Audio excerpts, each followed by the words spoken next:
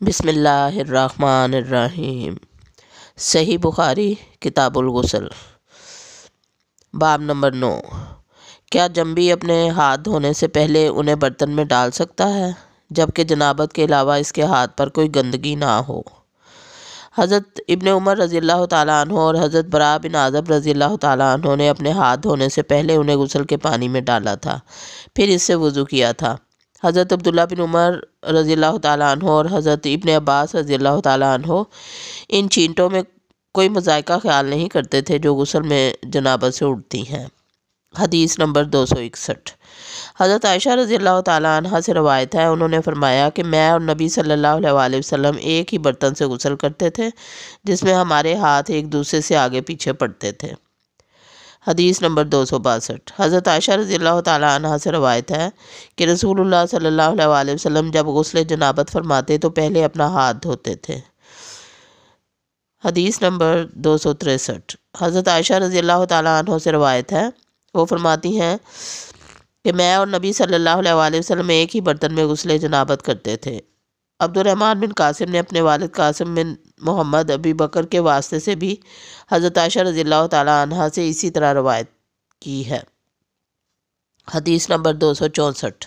حضرت انس رضی اللہ تعالیٰ عنہ سے روایت ہے، انہوں نے فرمایا کہ نبی صلی اللہ علیہ وسلم اور آپ صلی اللہ علیہ وسلم کی بیویوں میں سے کوئی بیوی ایک ہی برتن سے غسل کرتے تھے، اور اس روایت میں مسلم بن ابراہیم اور وہب بن جریر نے بواسطہ شعبہ یہ اضافہ بیان کیا ہے کہ وہ غسل جنابت کا ہوتا تھا۔ باب نمبر 10۔ غسل اور وضو کے درمیان فاصلہ کرنا۔ حضرت ابن عمر رضی اللہ تعالیٰ عنہ سے منقول ہے کہ انہوں نے اپنے قدموں کو وضو کا پانی خشک ہو جانے کے بعد دھویا۔ حدیث نمبر 265۔ حضرت ابن عباس رضی اللہ تعالیٰ عنہ فرماتے ہیں کہ حضرت میمونہ رضی اللہ تعالیٰ عنہ سے روایت ہے، انہوں نے فرمایا کہ میں نے رسول صلی اللہ علیہ وسلم کے لیے غسل کا پانی رکھا تو آپ صلی اللہ علیہ وسلم نے اپنے دونوں ہاتھوں پر پانی ڈالا اور انہیں 2 یا 3 مرتبہ دھویا، پھر آپ صلی اللہ علیہ وسلم نے اپنے دائیں ہاتھ سے بائیں ہاتھ پر پانی ڈالا اور اپنی شرمگاہ کو دھویا۔ بعد ازاں آپ صلی اللہ علیہ وسلم نے اپنا ہاتھ زمین پر رگڑا، پھر کلی کی اور ناک میں پانی چڑھایا، پھر آپ صلی اللہ علیہ وسلم نے اپنا چہرہ اور اپنے ہاتھوں کو دھویا، پھر اپنے سر کو 3 مرتبہ دھویا اور بدن پر پانی بہایا، پھر آپ صلی اللہ علیہ وسلم اپنی جگہ سے ہٹ گئے اور دونوں پاؤں دھوئے۔ باب نمبر 11۔ جس شخص نے غسل کے وقت اپنے دائیں ہاتھ سے بائیں ہاتھ پر پانی ڈالا۔ حدیث نمبر 266۔ حضرت میمونہ بنت حارث رضی اللہ تعالیٰ عنہ سے روایت ہے، انہوں نے کہا کہ میں نے رسول اللہ صلی اللہ علیہ وسلم کے لیے غسل کا پانی رکھا اور پردہ کر دیا۔ آپ صلی اللہ علیہ وسلم نے اپنے دائیں ہاتھ سے بائیں ہاتھ پر پانی ڈالا، پھر اسے ایک یا 2 مرتبہ دھویا۔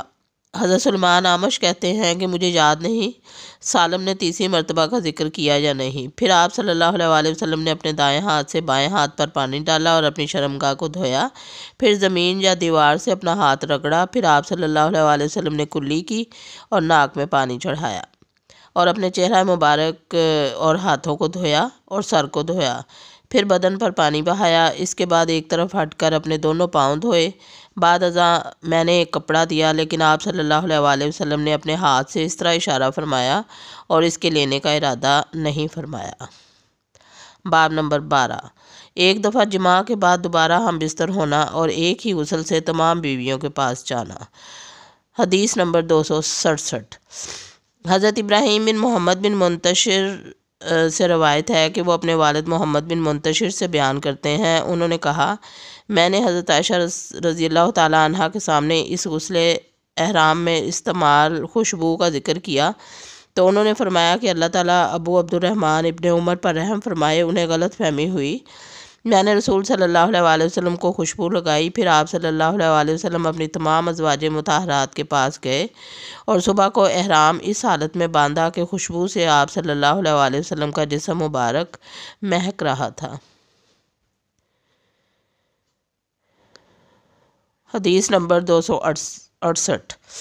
حضرت انس رضی اللہ تعالیٰ عنہ سے روایت ہے، انہوں نے فرمایا کہ نبی صلی اللہ علیہ وسلم دن اور رات کے ایک ہی وقت میں اپنی تمام ازواج مطہرات کے پاس گئے اور یہ 11 تھیں۔ راوی نے کہا میں نے پوچھا کہ کیا رسول اللہ صلی اللہ علیہ وسلم اس کی طاقت رکھتے تھے؟ حضرت انس رضی اللہ تعالیٰ عنہ نے فرمایا کہ ہم آپس میں کہا کرتے تھے کہ آپ صلی اللہ علیہ وسلم کو 30 مردوں کے برابر طاقت دی گئی ہے۔ باب نمبر 13، مزی کا دھونا اور اس کے خروج سے وضو کا واجب ہونا۔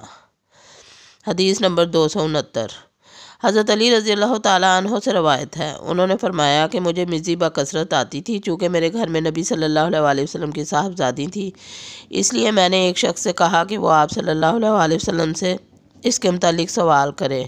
انہوں نے پوچھا تو آپ صلی اللہ علیہ وسلم نے فرمایا کہ وضو کر لو اور اپنے عضو مخصوص کو دھو لو۔ باب نمبر 14، جس نے خوشبو لگائی پھر غسل کیا لیکن خوشبو کا اثر باقی رہا۔